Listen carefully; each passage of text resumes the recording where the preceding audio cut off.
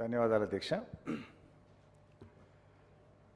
గౌరవనీయులు మాజీ ప్రధానమంత్రి మన్మోహన్ సింగ్ గారికి సంతాపం తెలియజేసేందుకు సభానాయకులు రేవంత్ రెడ్డి గారు ప్రవేశపెట్టినటువంటి తీర్మానాన్ని బీఆర్ఎస్ పార్టీ పక్షాన సంపూర్ణంగా బలపరుస్తా ఉన్నాం అధ్యక్ష.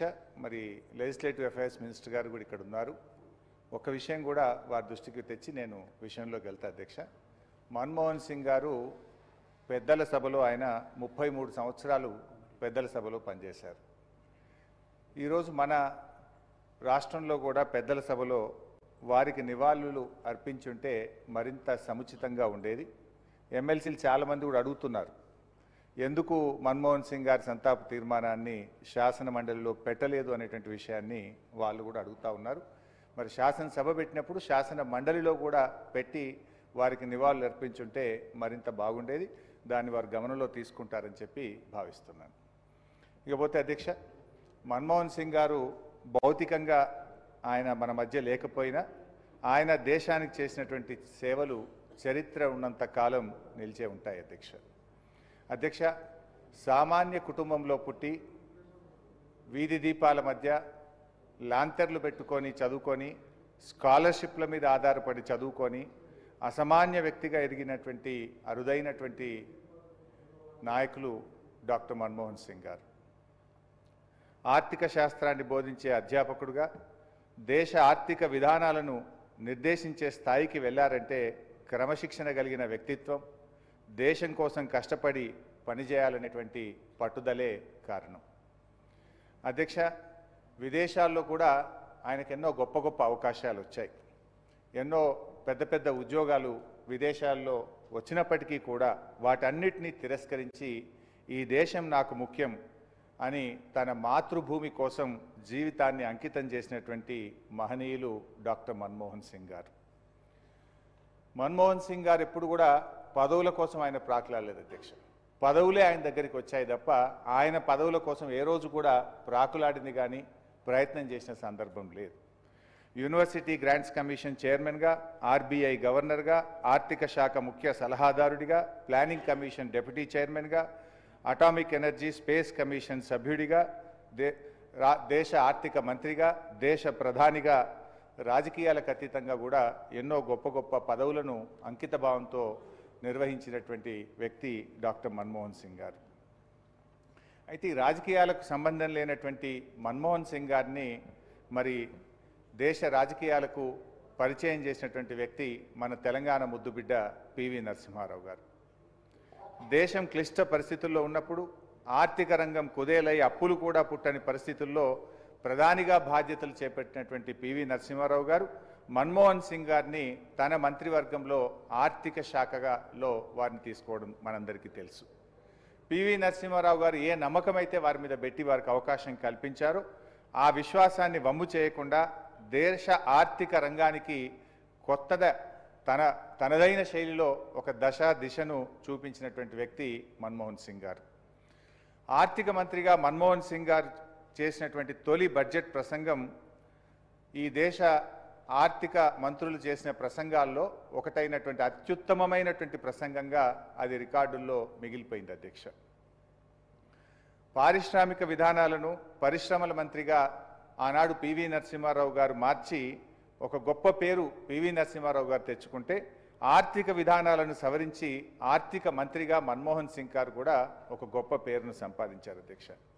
లైసెన్స్ రాజ్, పర్మిట్ రాజ్లకు స్వస్తి పలికి ఆర్థిక సరళీకృత విధానాలతో దేశాన్ని దివాలా స్థితి నుంచి గట్టెక్కించిన పివి నరసింహారావు గారికి మన్మోహన్ సింగ్ ఒక చోదక శక్తిలాగా ఆ రోజుల్లో పనిచేశారు అధ్యక్ష. మన్మోహన్ సింగ్ గారిని మన్మోహన్ మిక్స్ అనే స్థాయిలో దేశ ఆర్థిక విధానాలను ఆయన ప్రభావితం చేశారు అధ్యక్ష. అదే రకంగా మన్మోహన్ సింగ్ గారు మరి ఈ దేశంలో చాలామంది మొన్న వారు చనిపోయినప్పుడు కూడా మాట్లాడారు, మచ్చలేని నాయకుడు. సుదీర్ఘకాలం రాజకీయాల్లో ఉన్నా కూడా ఏ రోజు ఒక చిన్న మచ్చ కూడా లేకుండా అత్యంత ఉన్నతంగా తన జీవితాన్ని ఆయన సింపుల్గా సాదాసీదా జీవితాన్ని గడిపినటువంటి మహనీయులు మన్మోహన్ సింగ్ గారు. మనం చూసాం యూపీఏ 2లో చాలా కుంభకోణాలు జరిగినట్టుగా వార్తలు, ఎన్నో కేసులు, అరెస్టు జరిగినాయి. అయినా కూడా మన్మోహన్ సింగ్ గారు ప్రధానమంత్రిగా ఉన్నా కూడా ఆయనకు ఒక చిన్న మచ్చ రాలేదంటే అది ఆయన గొప్పతనం అధ్యక్ష. ఒక అకాడమిషియన్గా, అడ్మినిస్ట్రేటర్గా, రాజ్యసభ సభ్యుడిగా, ఆర్థిక మంత్రిగా, ప్రధానమంత్రిగా దేశంపై మన్మోహన్ సింగ్ గారు తనదైనటువంటి ముద్ర వేశారు అధ్యక్ష. ఆర్బీఐ గవర్నర్గా కరెన్సీ నోట్లపై సంతకం చేసినటువంటి మన్మోహన్ సింగ్ గారు ఆర్థిక శాఖ మంత్రిగా, ప్రధానమంత్రిగా ఈ దేశంపై చెరగని సంతకం చేశారు అధ్యక్ష. ఆయన జీవితం దేశ సేవలో ధన్యమైంది అధ్యక్ష. మన్మోహన్ సింగ్ గారిని తరతరాలు ఆయనను గుర్తుంచుకునే విధంగా, స్మరించుకునే విధంగా ఇటు రాష్ట్ర ప్రభుత్వం కానీ, అటు కేంద్ర ప్రభుత్వం కానీ ఎటువంటి నిర్ణయాలు తీసుకున్నా బీఆర్ఎస్ పార్టీ స్వాగతిస్తుంది, సంపూర్ణమైనటువంటి మద్దతును కూడా అందజేస్తుంది. గౌరవ ముఖ్యమంత్రి గారు వారి స్టాచ్యూ పెడదామని చెప్పి సభలో ప్రతిపాదన పెట్టారు. దాన్ని మేము సంపూర్ణంగా మద్దతు పలుకుతూ ఉన్నాం. ఈ సందర్భంగా ఇంకా ఒకటి రెండు సూచనలు కూడా చేయాలనుకుంటున్నాం. ఎందుకంటే ఆ రోజు పివి నరసింహారావు గారు చనిపోయినప్పుడు సరే ఆ రోజు దేశంలో, రాష్ట్రంలో కాంగ్రెస్ ప్రభుత్వం ఉన్న కారణాలేమో కానీ ఆ రోజు వారిని పట్టించుకునే పరిస్థితి లేదు. తెలంగాణ రాష్ట్ర తొలి ముఖ్యమంత్రి కేసీఆర్ గారు మన రాష్ట్రంలో ప్రభుత్వం ఏర్పడ్డ తర్వాత మనము పీవీ ఘాట్ని ఏర్పాటు చేసుకోవడం, పీవీ గారి విగ్రహాన్ని ఏర్పాటు చేసుకోవడం, పీవీ గారి పేరు మీద ఒక యూనివర్సిటీని ఏర్పాటు చేసుకోవడం, మన శాసనసభలో పీవీ గారి నిలువెత్తు విగ్రహాన్ని ఏర్పాటు చేసుకోవడం, నెక్లెస్ రోడ్డుకు పీవీ గారి పేరును పెట్టడం, పీవీ గారి జయంతి వర్ధంతిని అధికారికంగా జరిపించుకోవడం, అలాగే పీవీ గారి 100 సంవత్సరాల జయంతి ఉత్సవాలను కూడా అత్యంత ఘనంగా జరుపుకున్నటువంటి ఇలా ఎన్నెన్నో కార్యక్రమాలు పీవీ గారి ఖ్యాతిని చాటుకునే విధంగా ఆనాటి బీఆర్ఎస్ ప్రభుత్వం, ఆనాటి ముఖ్యమంత్రి కేసీఆర్ గారు అత్యంత అద్భుతంగా జరిపి మన పీవీ మన టీవీ అనే విధంగా మనం ఆ రోజు ఆయనను ఎంతో గొప్పగా చేసుకున్నాం అధ్యక్ష. అయితే ఈరోజు మన్మోహన్ సింగ్ గారికి విగ్రహాన్ని ఏర్పాటు చేయడంతో పాటు కొత్తగా మీరు ఏర్పాటు చేస్తున్నటువంటి స్కిల్ యూనివర్సిటీకి డాక్టర్ మన్మోహన్ సింగ్ గారి పేరు పెట్టాలని చెప్పి కూడా నేను మీ ద్వారా ఈ సభానాయకుడికి ప్రతిపాదిస్తూ ఉన్నాను అధ్యక్ష. భారతరత్న విషయంలో కూడా ఖచ్చితంగా మన్మోహన్ సింగ్ గారు ఈరోజు మన దేశం ఆర్థికంగా ఇంత బలపడ్డదంటే వారి కృషి, పివి నరసింహారావు కృషి ఎంతగానో ఉంది. భారతరత్నకు మరి డాక్టర్ మన్మోహన్ సింగ్ గారు ముమ్మాటికి అర్హులే. ఈరోజు సభలో పెట్టినటువంటి తీర్మానాన్ని మేము సమర్థిస్తూ తప్పకుండా కేంద్ర ప్రభుత్వం కూడా మరి మన్మోహన్ సింగ్ గారికి భారతరత్న ఇవ్వాలని చెప్పి కూడా మేము కోరుతా ఉన్నాం. ఆ రోజు పివి నరసింహారావు గారి కోసం కూడా ఇదే సభలో సభానాయకుడిగా కేసీఆర్ గారు వారికి భారతరత్న ఇవ్వాలని చెప్పి ఈ సభలో వారు తీర్మానాన్ని ప్రవేశపెడితే మనమందరం కూడా ఆ రోజు సభలో సభ్యులుగా ఉన్న వాళ్ళందరము ఏకగ్రీవంగా మనం తీర్మానం చేసి కేంద్రానికి పంపాం. మరి కేంద్ర ప్రభుత్వం కూడా సబ్సిక్వెంట్గా మరి వారికి భారతరత్నను కూడా ఈ మధ్యకాలంలో ఇచ్చినటువంటి విషయం మనందరికీ తెలిసిందే. సో ఈరోజు కూడా మన్మోహన్ సింగ్ గారికి కూడా భారతరత్న తప్పకుండా ఇవ్వాలని చెప్పి కూడా బీఆర్ఎస్ పార్టీ కోరుతా ఉంది అధ్యక్ష. మన్మోహన్ సింగ్ గారు ఆయన ఒక లాయలిస్ట్ అని ఇందాక కేటీఆర్ గారు అన్నారు, ఇంకొకరిద్దరు సభ్యులు కూడా అన్నారు సభలో. ఎస్ అధ్యక్ష, అంటే మనిషి గొప్పతనం ఎప్పుడు తెలుస్తుందంటే అధికారంలో ఉన్నప్పుడే కాదు, కొన్ని చేదు అనుభవాలు జరిగినప్పుడు కూడా దాన్ని భరించుకొని ఎవరైతే గట్టిగా నిలబడతారో అప్పుడే మనిషి యొక్క ఔన్నత్యము, గొప్పతనము, ఆ లాయలిస్ట్ అనేటువంటిది కూడా బయటకు వస్తుంది. మన్మోహన్ సింగ్ గారిని మౌన ముని అని కూడా చాలామంది సభ్యులు కూడా మాట్లాడారు. దేశవ్యాప్తంగా కూడా ఎంతోమంది చెప్తూ ఉంటారు అధ్యక్ష. ఒకటి రెండు సందర్భాలు కూడా నేను ఈ సందర్భంగా ఆయన గొప్పతనాన్ని చెప్పేటువంటి క్రమంలో గుర్తు చేయాలనుకుంటున్నాను అధ్యక్ష. 5 ఏళ్ళు అప్పుడు మైనార్టీ ప్రభుత్వాన్ని పివి నరసింహారావు గారు సక్సెస్ఫుల్గా నడిపారు. దాంట్లో ఆర్థిక మంత్రిగా మన్మోహన్ సింగ్ గారు పనిచేశారు. వారిద్దరు కూడా పివి గారు, మన్మోహన్ సింగ్ గారు చాలా అద్భుతంగా ఈ దేశాన్ని ఒక గాడి తప్పినటువంటి ఆర్థిక వ్యవస్థను గాడిలోకి తెచ్చి ఎంతో గొప్పగా వారిద్దరూ పనిచేశారు అధ్యక్ష. సరే 5 ఏళ్ల తర్వాత కాంగ్రెస్ పార్టీ ఓటమి పాలైంది. అయితే కాంగ్రెస్ ఓటమికి ఎందుకు ఓడిపోయింది అని తెలుసుకోవడానికి అప్పుడు ఏఐసిసి యాంటోనీ కమిటీ ఒకటి వేయడం జరిగింది. యాంటోనీ కమిటీ ఓ రిపోర్ట్ ఇచ్చింది అధ్యక్ష. ఏమని ఇచ్చిందంటే కాంగ్రెస్ ఓటమికి పివి నరసింహారావు గారు, మన్మోహన్ సింగ్ గారి ఆర్థిక విధానాలు కూడా ఒక కారణమని యాంటోనీ కమిటీ రిపోర్ట్ ఇచ్చింది అధ్యక్ష. ఆ రిపోర్ట్ వచ్చినప్పుడు కాంగ్రెస్ వర్కింగ్ కమిటీలో చర్చ పెట్టినారు ఆ రిపోర్ట్ను. ఆ రిపోర్ట్ వచ్చినప్పుడు మన్మోహన్ సింగ్ గారు కంట తడిపెట్టారు, కానీ ఒక్క మాట మాట్లాడలేదు. ఆయన ఒక్క అడుగు కూడా, ఒక అంగుళం కూడా పక్కకు జరగకుండా అదే లాయలిస్ట్గా ఆయన పనిచేసినారు. ఇది ఆ రోజుల్లో పత్రికల్లో టీవీల్లో పెద్ద వార్త వచ్చింది. ఏఐసిసి మీటింగ్లో మన్మోహన్ సింగ్ గారు కంటతడి పెట్టారనేటువంటి వార్త దేశంలో పెద్ద చర్చకు దారితీసింది. కానీ ఆయన నన్ను తప్పుబట్టారు అని చెప్పి ఆయన విమర్శించడమో, ఒక మాట కాంగ్రెస్ పార్టీకి వ్యతిరేకంగానో ఆ రోజు ఒక్క మాట కూడా మాట్లాడినటువంటి వ్యక్తి, ఆయనలో ఎంత గొప్పతనం, ఆయన లాయలిస్ట్ అనడానికి కూడా ఒక ఉదాహరణ మనం చెప్పుకోవచ్చు అధ్యక్ష. అదేవిధంగా ఇంకొక సందర్భం కూడా ఉంది అధ్యక్ష. అప్పుడు లాలూ ప్రసాద్ యాదవ్ గారు యూపీఏ భాగస్వామిగా ఉండే, వారికి 2 ఏళ్ల జైలు శిక్ష పడ్డది. సరే, యూపీఏ ప్రభుత్వం అప్పుడు వారికి మరి ఏం నిర్ణయం తీసుకొని ఒక చట్టాన్ని తెచ్చారు, ఒక బిల్లు ఆర్డినెన్స్ తీసుకురావడం జరిగింది లాలూ ప్రసాద్ యాదవ్ గారిని సేవ్ చేయడం కోసం. అప్పుడు మన్మోహన్ సింగ్ గారి ప్రధానమంత్రి అధ్యక్షతన అప్పుడు ఉండేటువంటి క్యాబినెట్ మరి ఒక ఆర్డినెన్స్ తీసుకొచ్చింది అధ్యక్ష. ఆ ఆర్డినెన్స్ మీద సరే దేశవ్యాప్తంగా అటు ఎట్లా చేస్తారు అని చెప్పి సరే విపక్షాలు ప్రతిపక్షాలు పెద్ద ఎత్తున అల్లర్లు చేసినాయి, దాన్ని అపోజ్ చేసినాయి.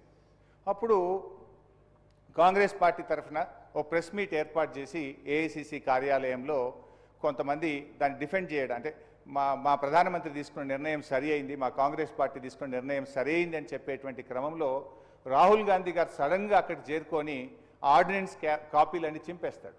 అంటే ఒక ప్రధానమంత్రిగా మన్మోహన్ సింగ్ గారు ఆయన క్యాబినెట్ నిర్ణయం తీసుకుంటే రాహుల్ గాంధీ గారు ఆర్డినెన్స్ కాపీలు చింపేస్తారు.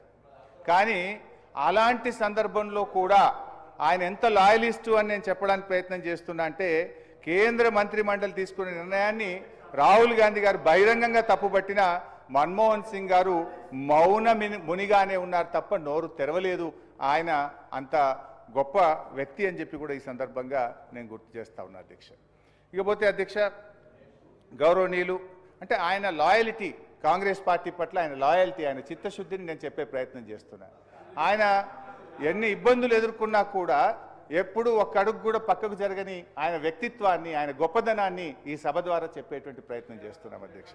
అంటే మన్మోహన్ సింగ్ని పొడవడం మీకు ఇష్టం లేదా? ఆయన పొగుడుతున్నా మన్మోహన్ సింగ్ యొక్క గొప్పతనాన్ని, వ్యక్తిత్వాన్ని చెప్పే ప్రయత్నం చేస్తున్నాం అధ్యక్ష.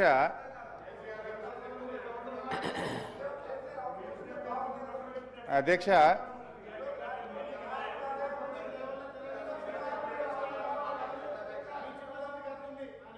సభను కొంచెం ఆర్డర్లు పెట్టండి అధ్యక్ష.